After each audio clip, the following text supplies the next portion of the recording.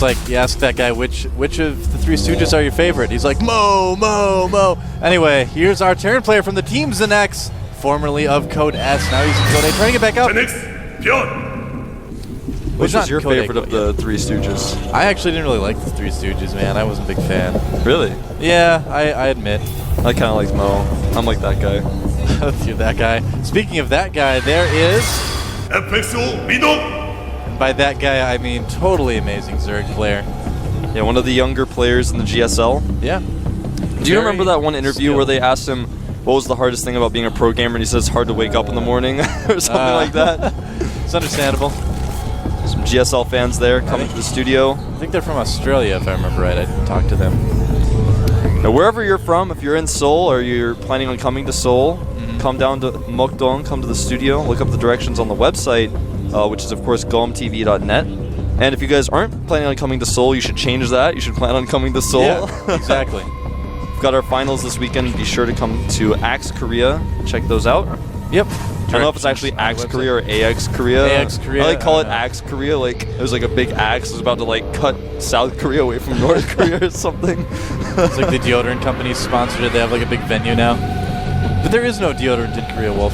Yeah, that's a tip for those of you guys who come to Korea. Yeah, bring a lot of deodorant because it's somewhat difficult to find. I mean, you can find it in Korea.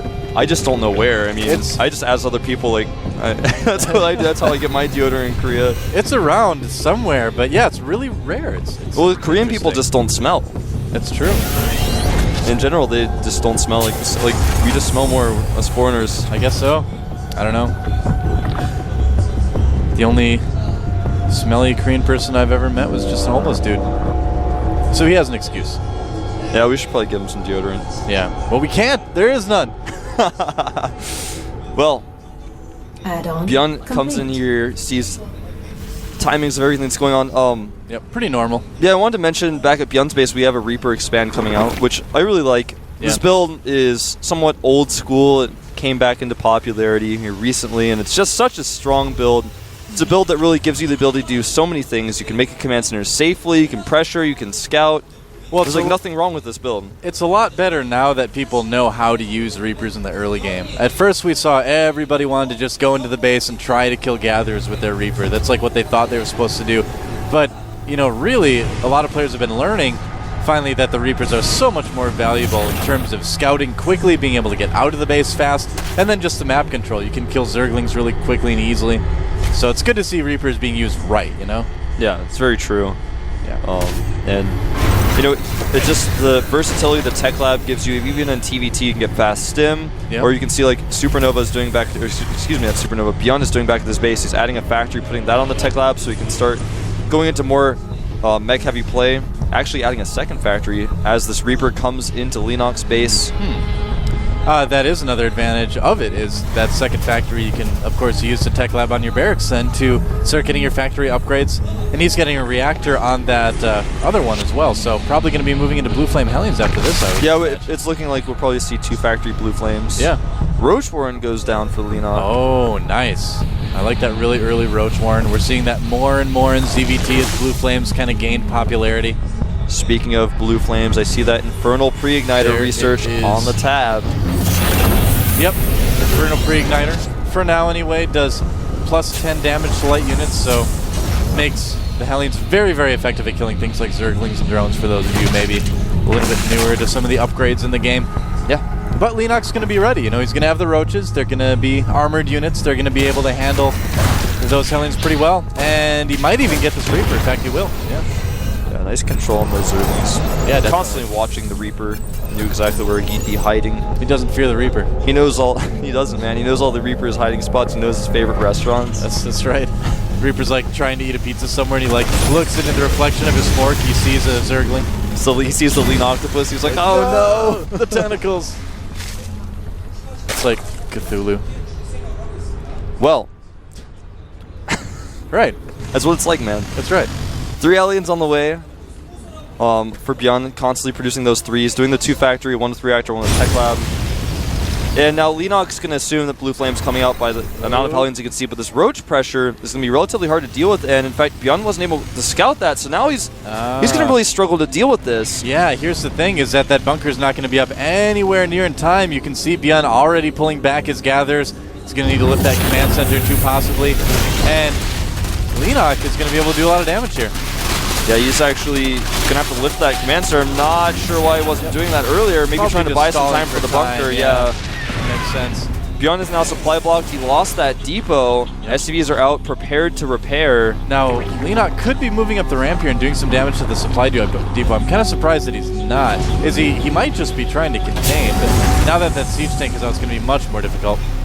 Yeah, just leaving those roaches to have the better content on the other side. He's not actually going to attack that siege tank. I was going to say, a little bit of indecisiveness from Leenock. Very patient roaches there. Yeah, Leenock is actually one of the most patient players in the world. He's actually just going to go for this siege tank. I'm not sure if he should be doing this. Well, I feel like it's a relatively small investment on his part right now to get that siege tank. He can have more roaches out by the time that Byun gets to his base. I mean, Byun might try to sprint those Hellions over there. Looks like he is, but I mean, Leenock should be ready to produce more roaches. In fact, he produced 3 roaches already. They're sitting to block the Hellions from coming up. He's got a ton of speedlings, even adding a macro hatchery and a nice little wall with his evolution chamber. He's going to be able to deal with these Hellions relatively easily. Will lose some tumors, though. He's got to be careful that he doesn't have those Hellions run right by, too. And yeah, the Hellions could come around from behind, too. Oh, no. I think that's exactly what Byun is going to do. But these roaches are repositioning themselves. Yeah, but there's only 3 of them. They can't block off that ramp. Okay, looks like Byun's just going to play things safe, too. There's nothing wrong with that as well. Ooh, Overlord going to get taken out in the middle of the map. Yep.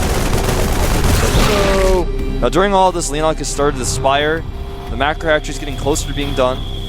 Oh, a lot of barracks being added on by his next Byun right now. And he could go a couple different directions with that. Could go, your more standard tank Marine. He could decide to go something like Marauder Hellion if he has some tech labs on there. Leenock is trying to double expand, but one of his hatcheries is under fire, quite literally. Yeah. And it takes Hellions a long time to kill the hatchery, though, so Leenock might, decides to cancel it anyway. Getting a little bit too close. Oh, nice surround on that Hellion there. Yeah, Leenock doing a great job trying to control those watchtowers. Yeah, he's not doing bad at all. Trying to get that Hellion, but unfortunately there's just way too much defense there. Yeah. So, Leenock opts to still double expand, just using a different location. And with him already having 3 hatcheries, he's going to have 2 more here pretty soon. His production's going to explode if he can hold these a little bit longer. Oh yeah, absolutely. I'm surprised a little bit that Byun is going so barracks heavy, especially with a double factory Blue Flame opening. That's usually an indication that a player wants to mech, so I'm a little bit surprised that he switched over to so many barracks. But in the same, on the other hand, because he's going for this, it's going to be the last thing Leenock expects, a huge transition. 8 mutas on the way, plus 15 drones, and Leenock is triple expanding. He's actually got a hatchery going up at the top left as well. He's just making so many hatcheries these Hellions can't kill all of them. It's one of the reasons why I like Leenock so much, man. I mean, he's one of the few Zergs that do things like this right now. Well, he's reacting to what he's seen. He knows that it's mainly a Hellion army. He knows if he wants to have a lot of mobile Marine, if he has to have that type of army, he's not going to have that for a while. He's going to have to power up for a while. So he knows he can get away with this because the Hellions can't kill hatcheries that fast. These mutas want to get in here. Now he knows the switch has been made. The mutas spotted the Marines. Yeah, I'm sure Leenock was a little bit surprised to see that many Marines out in Byun's base so quickly. But if he can protect these hatcheries, he's going to max out so much faster than Byun that he can easily take on whatever army Byun decides to send here. And it looks like Byun is going to push out Marine tank, and this might be pretty good timing for Byun. This is a really good timing. He knows the hatcheries have gone up. He spotted all of them. He wasn't able to kill them, but now he's going to go and try to pick them off. He's definitely going to be able to get the one in the center of the map if he goes now. There's just not enough for Leenock. Leenock's taking his Baneling Nest, plus 2 Carapace, plus 1 Flyer Weapons, Pathogen Glands, and Roach Speed. So getting a ton of upgrades right now. He's invested a lot of gas into that, as well as these mutas. But look at this control. As soon as I say look at this control, he flies them in the Marines. Maybe that's what you meant. You can save that. You can salvage that comment. You're like, look at how bad his control is with those mutas. No, he's usually much better than that. Yeah, much better indeed. And you're right, he usually is. But it's going to be almost impossible for him to hold this base, as I was saying, but he does have some fallbacks, of course. Yep. Might want to start saving those drones, because if he doesn't send them now, they're not going to get out of there, and does get some of them away. Muta's trying to pick off drop ships, Hellions where they can find them. Oh, that Queen should make a run for it too. Leenock's creep spread is also pretty good at the moment, so he will be able to reinforce quickly, but it's going to be difficult for him to come up with a force that's going to stop that. Oh, I like this. Those Zerglings running around from behind. Yeah, they're going to catch some of these reinforcements. Infestors are on the way. They will. Is this enough Lings? I think it is. I think it might be, yeah. He's got +1 Carapace, that's going to help him out here as he charges through. Oh, here come the Mutas as well. So many Marines there, though. He's going to pick up the tank and pull back. Yep. And it looks like he's definitely going to lose the center hatchery. Yeah. Oh, that's okay. I mean, it was kind of inevitable, and he does have, you know, a couple other bases. Byun's still just on 2 bases right now. So if Leenock can hold, you know, half his bases, essentially, he'll still be okay. Well, 3/4 of his bases, rather. Muta's just constantly poking away at those Hellions. I love that. Yep. Avoiding the Marines. He's bought so much time for these Banelings.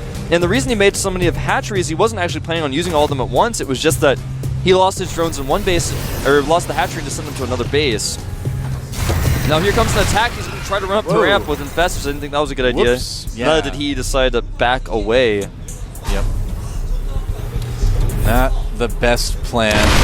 Oh, he's going to go for it, though. Here he goes. Infestors and Banelings coming up, losing a lot of Banelings to those siege tanks. Yeah, losing his Infestors as man. well without doing any damage, but even so, he just has so many units. Yeah. Byun can't hold this. That was a bit scary to see him lose all those Infestors like that. That was a big investment. So many Marines out for Byun, too. And look at how low their hit points are because he stemmed them so many times. Yeah, he's going to use up that medevac energy really, really quickly. Byun trying to take his 3rd base. It seems reasonably safe for now. But Leenock is up 30 supply. Yep. That base is not a planetary, it's an orbital, so it's going to be very easy to attack that location. Yep. Leenock's still not mining from that north base, just transferring his drones there now, but just wanted to play it safe, didn't want to risk Hellions running over there and killing all of his drones. Does Byun know about that base yet? I don't know if he's seen that one. Oh, looks like he has not scouted that one. Ah, I like it. Probably didn't expect Leenock to do that triple. Well, yeah, triple expand is pretty unexpected. Oh. Killing some Marines, gets out of there. Look at that control. Drop going into Leenock's main. 8 Marines, they do have stim. Could be a little bit dangerous. Looks like he's sending some of his Marines for the spawning pool and some of them for the Queen. Yep, we do see Terran players trying to go for that spawning pool more and more lately. Oh, look at that, wedging his Marines back in the corner to do as much damage as possible. Not deciding to try to save any, but the Muta's there. Kind of make it tough to save anybody in that case. Definitely true. Yep. It's a biodome. Biodome there. We just got a shot of it. I think that's the future. Biodomes. I think people will be living on those in space one day. Dude, I think the future is like the Jetsons buildings, where they're like tall flying saucer things on top of these huge pillars. That could be the case. That'd be pretty neat, man. Another drop up at this top base. Byun knows about it now. Yeah, he saw it on his way over to the left base, and in fact, there aren't enough Marines or not enough Zerglings yet. But here come the Mutas. Yep, he'll be able to clean it up pretty quickly. Uses a couple Banelings to do so, but that's okay.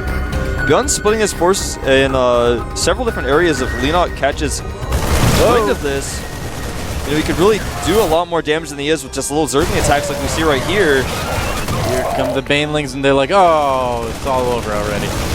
Yep, this drop is going to be taken care of. So the drops for Byun really are starting to not do a lot. Yeah, they're starting to hurt him really more than help him. And Leenock, he's the Leenockpus, man. He's got vision, he's got overlords everywhere. The drops aren't going to sneak by him, but this drop up here at the top isn't really a drop, it's actually just a push. And he didn't have any creep or overlords to spot for this, and now this hatchery could go down. He's going to have to rush home. Hammer on Leenock. And yeah, this hatchery is going to go down before Leenock can get there. It looks like there it goes. And Leenock may just decide to wait for a better position before trying to move in. Yeah, forces the stem, kills a siege tank. Yep. +3 Carapace on the way. 8 Corruptors. The Greater Spire is nearly done as well. Yeah. And back at home for Byun, he has started Viking production. He actually has 3 starports, so he's going to be able to get Vikings out pretty quickly. He has started some Thor production as well. Yep. Now, we saw MVP handle this stage in the game pretty interestingly against Jelizerg yesterday. We saw him go for a ton of ghosts. He had something like 18 ghosts out by the end of that game. The one on Metalopolis. Right, yeah. I want to see more Terrans start to do that. It was very interesting. But this game, Byun's going to play it a little bit more standard. Yeah, it's a lot easier to switch into Vikings than it is to switch to Ghosts. Yeah. Well, I'm sure that Ghost switch was more due to the Ultralisks than the Infestors than anything else. With Broodlords, Vikings are safer. And here comes a huge push from Leenock. He's just going to try to attack up the ramp. And main base beyond. There we go. There we go. And there's a vision of it. Yep. And a huge Baneling bomb goes off. And I got to say, Byun's looking like he's in pretty rough shape right now. Yep. Everything getting fungled and Banelinged. And Leenock hasn't even morphed any Broodlords yet. He's just he's like, well, when am I going to do it now? He's going to do it. 7 Broodlords in production. Yeah, it's starting to look more and more like Leenock is on his way to victory this game. It's getting really, really tough for Byun to kind of muster a force that can take on what Leenock has right now. Even with all those Vikings. I mean, that many Vikings is going to be that many less tanks, too. Very true. Yeah. Byun is trying to take this base. But, you know, with how many units Leenock has out, it's going to be almost impossible. In fact, he's got a small force of units out here that could get trapped, but the Thor scares Leenock away. Yeah. Thors are scary. I'd run Thors from them. are scary, man. Especially if you're a light flying unit in a clump. You don't even feel secure with your friends, you feel less secure. That's right, you're like, I just want to be introverted today. That spine crawler's going to die. All he has to do is unburrow it, and it would die slower, right? Yeah, I think so. I'm pretty sure that's how it works. It'd still lose Zerg blood, but it would do it slower, I think. Oh, never mind, it just died. That was a sad life for that spine crawler. Sad life for the Broodlords here. Vikings taking some shots at them, but Leenock does have the Mutalisks to protect them. Oh, look at that. Ultralisk Cavern on the way too, Wolf. Yeah, he's getting everything because why not?